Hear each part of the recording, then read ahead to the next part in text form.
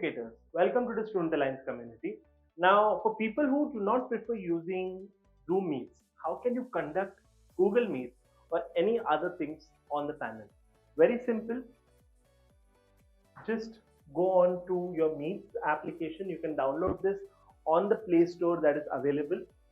Now here, you can directly create a link, a new link, create a new meeting, right? So you can share this directly with them, directly on the app, or you can directly copy this and you will be able to mail the meeting at the same time, join for whatever time and duration it is, right? So you can share the screen or click on join directly, and from here your ID is officially active. So not just Zoom Meets, but Google Meets are also possible through the panel using this feature. Thank you so much.